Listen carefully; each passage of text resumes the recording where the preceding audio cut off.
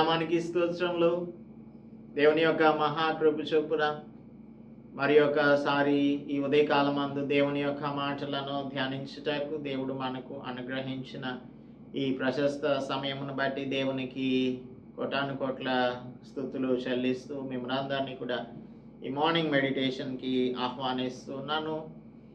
తండ్రి కుమారునికి చేసిన 7వ ఉపదేశమును సామెతల గ్రంథం 4వ అధ్యాయం 20 నుంచి 27 వరకు రాయబడి ఉన్న ఈ ఇన్స్ట్రక్షన్ని మనం ధ్యానం చేస్తున్నాం.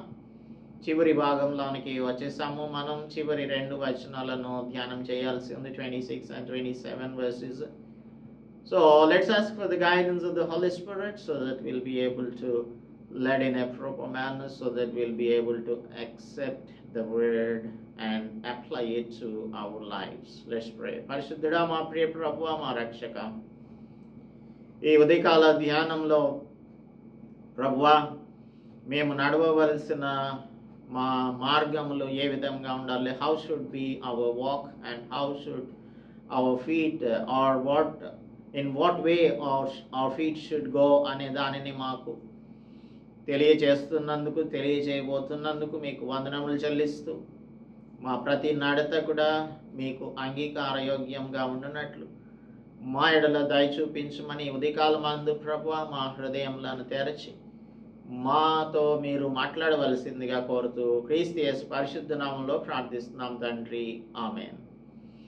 గుడ్ మార్నింగ్, అందరికీ కూడా వందనాలు. దేవుని యొక్క మాటలను ధ్యానించటం దేవుడు మనకు అనుగ్రహించిన గొప్ప భాగ్యం. మన కోసం దేవుడు మన యొక్క జీవితములను సరిచేసే విధంగా ఈ లేఖనములను మన కొరకు రాయించి ఉంచారు. అందును బట్టి దేవునికి ఎంతగానో కృతజ్ఞతాస్తుతులు మనము చెల్లించవలసి ఉంది. ఎందుకంటే దేవుని యొక్క మాటలు మన యొక్క జీవితములలో ఎంతగానో అవి అవసరమైనటువంటివి. కాబట్టి ఇవి మన యొక్క జీవితాన్ని సరిచేసేటువంటివి. కాబట్టి దీనిని మనము జాగ్రత్తగా లేఖనములను పరిశీలన చేయవలసి ఉంటుంది. కనుక దైవవేషం కలిగిన ప్రతి లేఖనం ఉపదేశించుటకు, ఖండించుటకు, తప్పుదిద్దుటకు, నీతి అందు శిక్ష చేయుటకు ప్రయోజనకరమై ఉన్నది అని తిమోతికి రాస్తూ 2వ పత్రిక 3వ అధ్యాయంలో చివరి 2 వచనాలలో చెప్తూ ఉన్నారు. అటువంటి దైవ లేఖనములను మనం ఈరోజు ధ్యానం చేస్తున్నాం. మన జీవితములను సరిచేసేటువంటి దేవుని యొక్క వాక్యాన్ని ధ్యానం చేస్తున్నాం. Let's go to verse 26 of chapter 4 Proverbs. ఇందులో 23 వచనంలో హృదయమును గురించి, ఆ తర్వాత 24వ వచనంలోనేమో మన యొక్క మాటలు, పెదవులు లేదంటే మన యొక్క టంగ్ ఏ విధంగా మాట్లాడాలి అనేది, 25వ వచనంలో we should stay focused, మన విశ్వాసం నాకు కర్తయు దాన్ని కొనసాగించు వాడైన యేసు వైపు చూచుచు మన ముందున్న పందెంలో ఓపికగా పరిగెత్తాలి అని ఎబ్రీ పత్రికలో రాయబడి ఉన్నటువంటి మాట మనకు జ్ఞాపకం వస్తుంది. ఇది చూసినప్పుడు మన కన్నురెప్పలు మన ముందర సూటిగా చూడాలి, ఇటు అటు చూడకూడదు. 26వ వచనం, నీవు నడుచు మార్గమును సరళము చేయుము, అప్పుడు నీ మార్గములన్నీయు స్థిరములగును. So we have seen about the eyes in chapter 4 verse 25. ఇప్పుడు watch the path of your feet and all your ways will be established. ఈ సామెతల గ్రంథంలో ఒక ప్రోగ్రెషన్ జరుగుతుంది, పురోగతి. ఏంటంటే first learning will take place, and then you will gain knowledge, and through knowledge you will get wisdom, and with wisdom you will be climbing up to the next level, that is understanding. జ్ఞానం సంపాదించుకున్నవారు దాని ప్రకారం జీవించేటువంటి, ప్రవర్తించేటువంటి సామర్థ్యాన్ని కలిగి ఉంటారు. అందుచేతనే మనం జ్ఞానమును సంపాదించుకోవాలి. అయితే జ్ఞానమును సంపాదించుకున్న తర్వాత దానిని మనం సద్వినియోగం చేయడం అనేది చాలా చాలా ప్రాముఖ్యమైన అంశం. సాల్మన్ గురించి మనం చదువుకుంటాము. ఇప్పుడు మనం సాల్మనే కదా రాస్తున్నటువంటి సామెతల గ్రంథాన్ని చదువుతున్నాము. తాను దేవుని ఒక మాట అడిగాడు, నాకు జ్ఞానం కావాలి అన్నాడు. దేవుడు జ్ఞానాన్ని అనుగ్రహించాడు. We see this in the book of Chronicles and also the book of Kings. మరలా మనం చదవన అవసరం లేదు, ఎందుకంటే we know these things because we have been mentioning this for a long time and we are very much familiar with those verses. So ఎప్పుడైతే జ్ఞానం కావాలని అడిగాడో దేవుడు తనకు జ్ఞానాన్ని అనుగ్రహించాడు. జ్ఞానం అనుగ్రహించినప్పుడు దానిని వినియోగించుకొని జీవించాలి అనేది మన చేతుల్లో ఉంటుంది. whether we better utilize the wisdom that is given by God or we neglect it and do whatever we want to do. అందుకనే సోలొమన్ తన ఇష్టం వచ్చిన రీతిగా చేశాడు, దానిని సరైన రీతిలో వినియోగించుకోలేదు. అందుచేత we have to understand that intentionally we must be very careful in utilizing the wisdom that is given by God. దేవుడు మనకు అనుగ్రహించిన జ్ఞానమును సద్వినియోగం చేసుకొనుటకు ఉద్దేశపూర్వకంగా మనం జాగ్రత్త కలిగి ఉండాలి అనేది 20-21 వచనాలు చెప్తూ ఉన్నాయి. నా కుమారుడా, నా మాటలను ఆలకింపు, నా వాక్యములకు నీ చెవియొక్కుము, నీ కన్నుల ఎదుట నుండి వాటిని తొలగిపోనీయకుము, నీ హృదయమందు వాటిని భద్రం చేసుకొనుము. అప్పుడు మనం నడుస్తుంటూ ఉంటాము కదా, దేవుని యొక్క మార్గములలో నడుస్తూ ఉంటాం. నీవు నడుచు మార్గములు సరళము చేయును అని 26వ వచనం చెప్తుంది. నడుచుచున్నవాడు తన అడుగులు ఎక్కడ వేస్తున్నాడో దానిని జాగ్రత్తగా చూచుకుంటూ నడవాల్సి ఉంటుంది. లేదు అంటే we will stumble and we will fall into the trap. మనం సాతాను పెట్టేటువంటి ఉరులలో పడిపోతూ ఉంటాం. ఎందుకు? మనం ఏ విధంగా నడుస్తున్నామో, ఎలాగూ అడుగులు వేస్తున్నామో దానిని మనం జాగ్రత్తగా చూసుకోవాల్సి ఉంటుంది.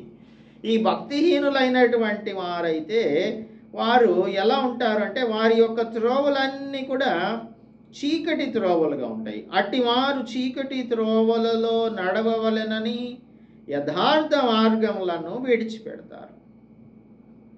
13వ వచనం 2:13. అలాగే వారు నడుచుకొని త్రోవలు వంకరవి అని రాయబడి ఉంది. వారు నడుచు త్రోవలు ఏం చేస్తాయంటే ప్రేతల యొద్దకు చేరతాయి. వారికి జీవ మార్గములు ఏమాత్రమును కూడా దక్కవు. అందుచేత మనం ఏం చేయాలంటే దేవుని యొక్క మాటలను విన్నటువంటి వారు ఎల్లప్పుడూ కూడా దేవుని యొక్క అడుగు జాడలలో, వాక్యం యొక్క అడుగు జాడలలో మనం నడిచే వారంగా ఉంటాము. 3వ అధ్యాయం 23వ వచనంలో ఏమంటున్నాడు? అప్పుడు నీ మార్గమున నీవు సురక్షితంగా నడిచెదవు. ఎప్పుడు? 21వ వచనంలో లెస్సయైన జ్ఞానమును వివేచనను భద్రం చేసుకొనుము, వాటిని నీ కన్నుల ఎదుట నుండి తొలగిపోనీయకము, అవి నీకు జీవంగాను నీ మెడకు అలంకారంగాను అప్పుడు నీ మార్గమున నీవు ఉండును. అప్పుడు నీవు నీ మార్గమున సురక్షితంగా నడిచెదవు, నీ పాదం ఎప్పుడును తొట్రిల్లదు. You will not stumble. నీవెప్పుడు కూడా తొట్రిల్లేవానిగా ఏమాత్రమును కూడా ఉండవు అని చెప్తూ ఉన్నాడు. అందువలన మనం నడిచే మార్గంలో మన అడుగులు ఏ విధంగా ఉన్నాయి అనేది జాగ్రత్తగా చూసుకోవాలి. ఎఫెసియన్స్కి రాస్తూ చాప్టర్ 5:15-16లో అపోస్తలుడు పౌలు ఏమంటున్నాడంటే 5వ అధ్యాయంలో ఎఫెసీయులకు రాసిన పత్రిక 5వ అధ్యాయం 15-16 వచనాలు చదువుతున్నాను. దినములు చెడ్డవి గనుక మీరు సమయమును పోనీయక సద్వినియోగం చేసుకొనుచు అజ్ఞానుల వలె కాక జ్ఞానుల వలె నడుచుకొనున్నట్లు జాగ్రత్తగా చూచుకొనుడి. దేవుని చిత్తానుసారంగా నడుస్తున్నామా లేదా అనేది మనం ఎల్లప్పుడూ కూడా జాగ్రత్తగా చూసుకోవాలి. అజ్ఞానుల వలె నడవకూడదు, జ్ఞానుల వలె మనం నడిచే వారంగా ఉండాలి. we have to redeem time. దినములు చెడ్డవి కనుక సమయమును పోనీయక సద్వినియోగం చేసుకోవడం అంటే this is what is called redeeming time. ఇప్పుడు మనకున్న సమయం చాలా తక్కువ. ఈ లోకంలో మనం జీవించే సమయం చాలా తక్కువ. ఈ షార్ట్ స్పాన్ ఆఫ్ లైఫ్ టైంలో మనం సమయాన్ని సద్వినియోగం చేసుకోవాల్సి ఉంటుంది. గెహాజీ ఎప్పుడైతే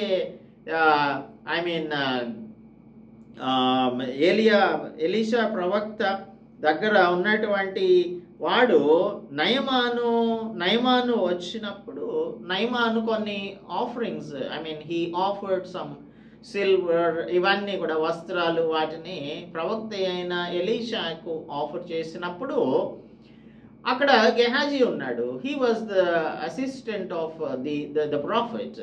అప్పుడు ఏమైందంటే ఎప్పుడైతే ఆఫర్ చేశాడో ఇవేమి కూడా నాకు అవసరం లేదు అని చెప్పేసినప్పుడు అతను వెనక్కి వెళ్ళిపోతూ ఉంటే అతని వెనక పరిగెత్తుకుంటూ వెళ్ళి గెహాజీ వాని దగ్గర నుంచి అడిగి కొంత సిల్వర్ని, తర్వాత బట్టలు, దుస్తుల్ని తీసుకొని వచ్చాడు.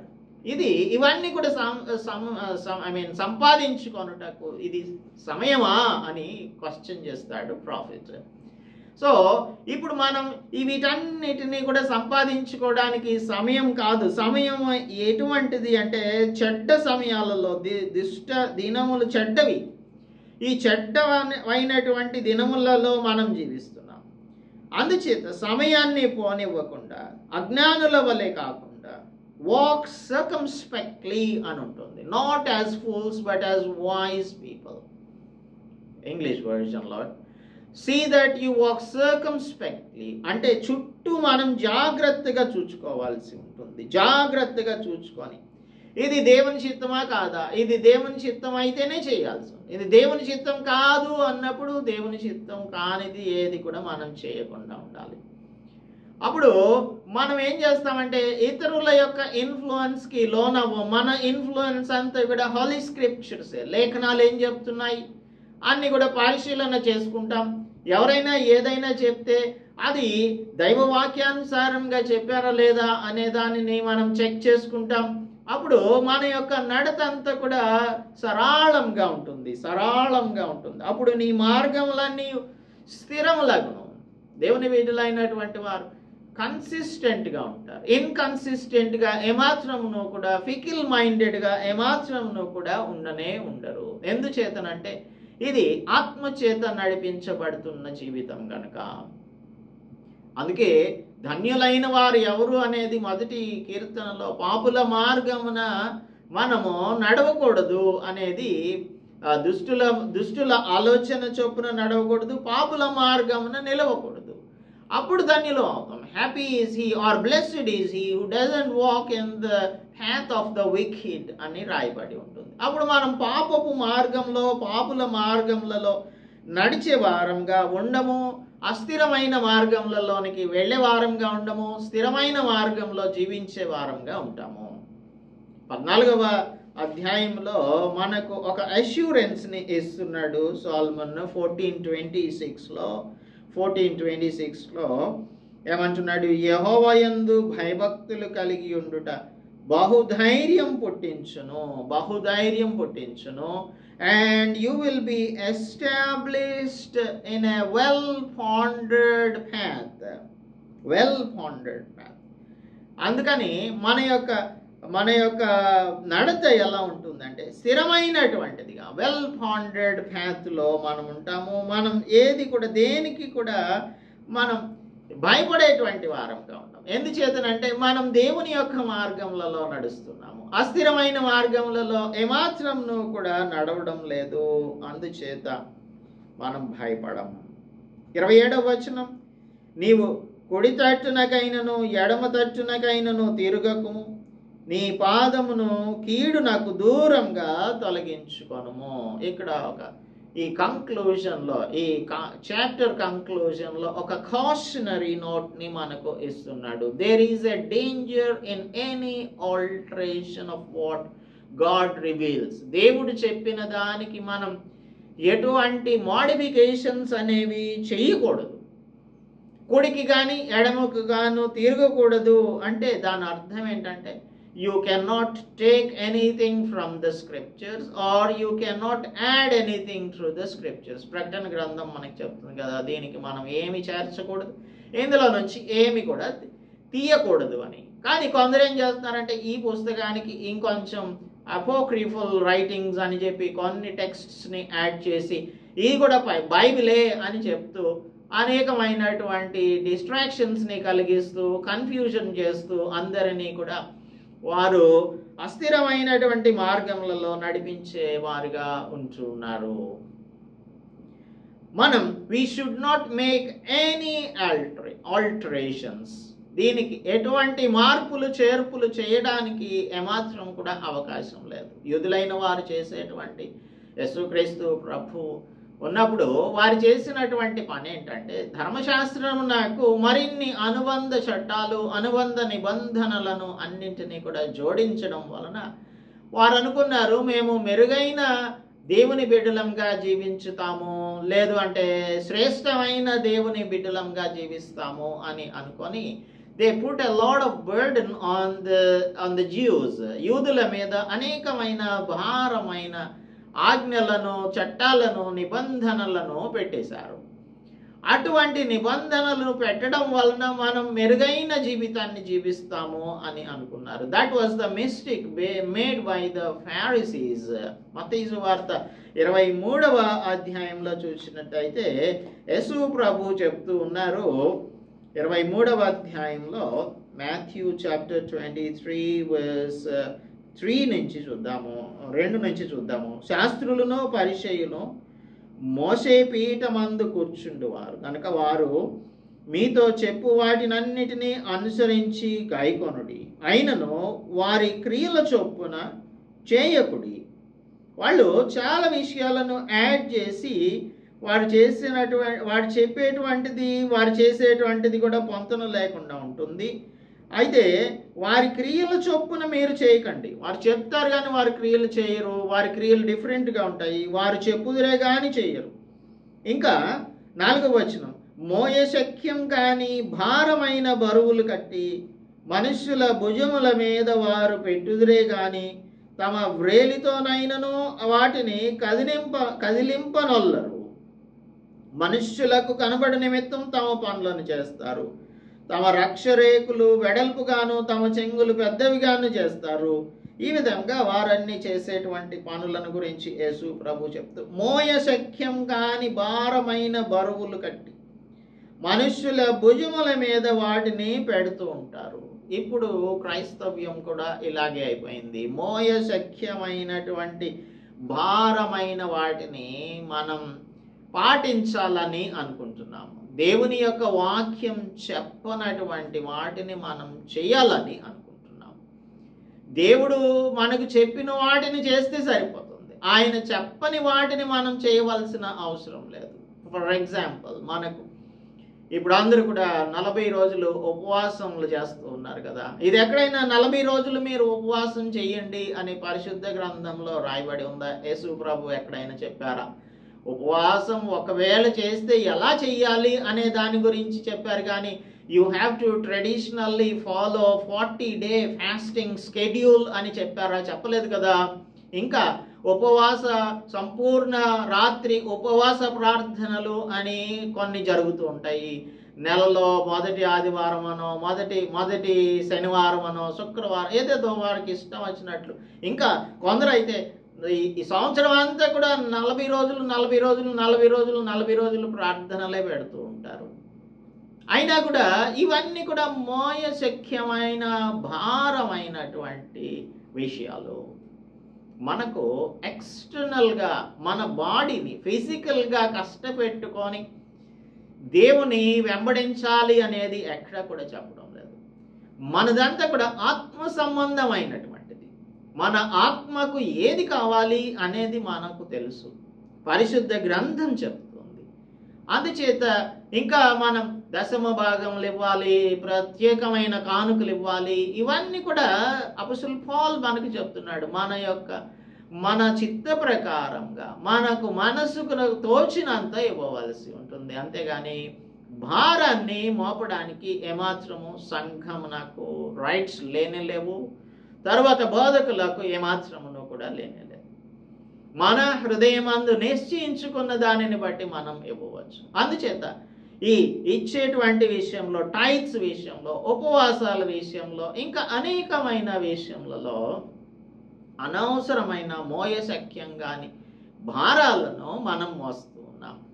ప్రయాసపడి భారం మోయిచున్న సమస్తమైన వారులారా నా యొద్దకు రండి, నేను మీకు విశ్రాంతినిస్తాను అని చెప్తే మనం ఏం చేస్తున్నాం అంటే మన భారాన్ని మనమే మోసుకోవాలని అనుకుంటూ ఉన్నాం. మన శరీరాన్ని కష్టపెట్టుకోవడం ద్వారా మన దేవుని యొక్క రాజ్యంలోనికి ప్రవేశించలేము.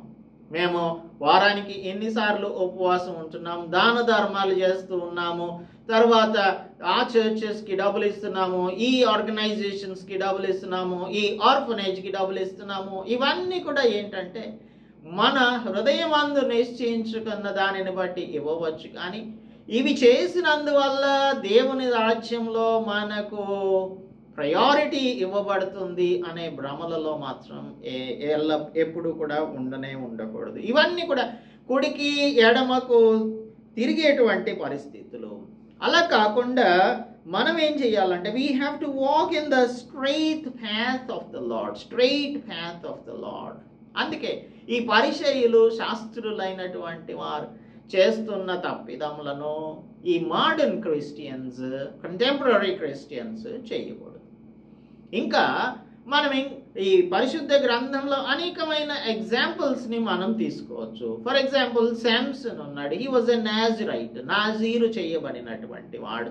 తన జీవితమును దేవునికి సమర్పించుకున్నటువంటి వాడు. తన యొక్క జీవితం అంతా కూడా తాను దేవునికి నాజీరు చేయబడిన వానిగా జీవించాల్సి ఉంటుంది. అటువంటి వాడు ఏం చేశాడు అంటే తాను he was not supposed to shave his head. తన యొక్క తల వెంట్రుకలు కత్తిరించుకోకూడదు. తర్వాత వైన్ తాగకూడదు. 13వ అధ్యాయం చూద్దాం. న్యాయాధిపతుల గ్రంథం 13వ అధ్యాయం 5వ వచనం నుంచి చూసినట్టయితే ఇతని గురించి మనకు రాయబడి ఉంటుంది. ఇవన్నీ కూడా మనం చదువుకుందాం. నీవు గర్భవతిపై కుమారుని కట్టవు కాబట్టి నీవు ద్రాక్షరసంనే కానీ మద్యంనే కానీ త్రాగకుండా ఉండాలి. అపవిత్రమైనది తినకూడదు. నాజీరు చేయబడిన వాడై ఉంటాడు అని చెప్పి తాను చేయవలసినటువంటి ఆ పనులన్నీ కూడా చెప్పాడు. కానీ శాంసన్ వాటిని చేయలేదు. 16వ అధ్యాయం 19వ వచనంలో ఏం చేశాడు? తాను డిలైలా దగ్గరకు వెళ్ళినప్పుడు ఆమె తన తొడల మీద అతన్ని నిద్రపించి ఒక మనిషిని పిలిపించి వాని చేత అతని తల మీద 7 జడలను క్షౌరము చేయించి అతని బాధించుట మొదలుపెట్టాడు. అప్పుడేం చేశాడు దేవుడు? ఆయనలో నుంచి వెళ్ళిపోయాడు. ఇప్పుడు డిలైలా దగ్గరికి అడల్టరీ చేయడానికి వెళ్ళకూడదు.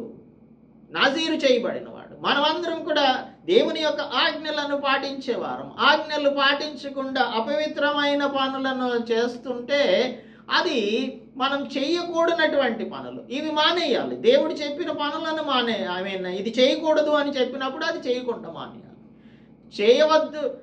చేయవద్దన్నవి చేయకుండా ఉంటే సరిపోతుంది. కానీ చెప్పనివి మనం చేయాలని అనుకోవడం అనేది తప్పు. అంతకంటే పెద్ద తప్పు ఏది కూడా లేనేలేదు.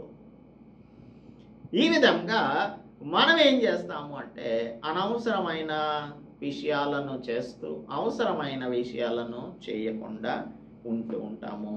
దానికి ఎగ్జాంపుల్ ఇప్పుడు మనం చూసినటువంటి శాంసన్. అలాగనే మనకు తెస్సలోనికైలకు రాసినటువంటి పత్రిక, మొదటి పత్రిక 5వ అధ్యాయం 21-22 వచనాలలో అపోస్తలుడు పౌలు ఏం చెప్తున్నాడంటే 1 Thessalonians chapter 5 verse 21 and 22, ప్రతి విధమైన కీడుకును దూరంగా ఉండుడి, సమాధానకర్తయగు దేవుడే మిమ్మును సంపూర్ణంగా పరిశుద్ధపరచును గాక, మీ ఆత్మయు జీవమును శరీరమును మన ప్రభు అయిన యేసుక్రీస్తు రాకడయందు నిందారహితముగాను సంపూర్ణముగాను ఉండునట్లు కాపాడబడును గాక. దేవుడు మనలను పిలిచాడు. నమ్మకమైన వాడు గనుక మనలను ఆయన స్థిరపరుస్తాడు. You should not turn aside to right or left అని ద్వితీయోపదేశకాండం 5వ అధ్యాయం 32వ వచనం అలాగే 17వ అధ్యాయం 11వ వచనం, 17వ అధ్యాయం 20వ వచనం, 28వ అధ్యాయం 14వ వచనం కూడా మనకి చెప్తోంది.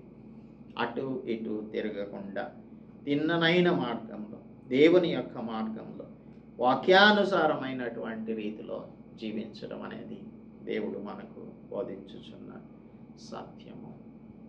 సో దీనిని మనం పాటిస్తే సరిపోతుంది, చెప్పని విషయాలు చేయనవసరం లేదు. With this we have completed the 7th instruction of the Father to the Son. We will be dealing with the remaining part from chapter 5 tomorrow. Let's pray. పరిశుద్ధుడా, మా ప్రియ ప్రభువా, మా రక్షక, ఈ ఉదయకాలమందు మీరు మాతో మాట్లాడిన మాటలన్నింటినీ మా హృదయములలో భద్రపరుచుకొని వాక్యానుసారంగా జీవించుటకు, సర్కంస్పెక్ట్గా జీవించుటకు, జాగ్రత్త కలిగిన వారంగా జీవించుటకు, పొడికి కానీ ఎడమకు గాను తిరగకుండా నాయనా స్ట్రైట్ ప్యాత్లో నడుచుటకు, క్రూకెడ్ ప్యాత్స్లోనికి వెళ్లకుండా ఉండునట్లు, అలాగనే ప్రభువా మీరు చెప్పినది ప్రతిదీ కూడా చేయడానికి మేము మా జీవితములను సాధకం చేసుకున్నట్లుగా సహాయం చేయండి. చెప్పనివి చేయకుండా చెప్పినవన్నీ కూడా చేయగలగడానికి మాకు కృపను అనుగ్రహించమని ఈ ఉదయకాలమందు మా ప్రియులను, మమ్మలను మీరు మీ మార్గములలో సరళమైన మార్గంలో నడిచే కృపను అనుగ్రహించమని, శాంసన్ లాగా ప్రభువా మేము చేయవద్దన్న వాటిని చేసి అనవసరమైన చిక్కులలో పడిపోకుండా ఉండునట్లు మాకు మా ప్రియులకు కృప చూపించమని క్రీస్తు యేసు పరిశుద్ధ నామములో ప్రార్థిస్తున్నాము తండ్రి, ఆమేన్. దేవుని నామానికి స్తోత్రములు. అందరికీ కూడా ప్రభు నామంలో వందనాలు చెల్లిస్తున్నాం. మన తండ్రి అయిన దేవుని యొక్క ప్రేమ, ప్రభు అయిన యేసుక్రీస్తు కృప, పరిశుద్ధాత్మ నిత్య సహవాసం ఇప్పుడు ఎల్లప్పుడూ మనందరికీ తోడయుండి ఆయన మార్గములలో నిందారహితులంగా నడిచినట్లు కృప చూపించునుగాక. ఆమేన్.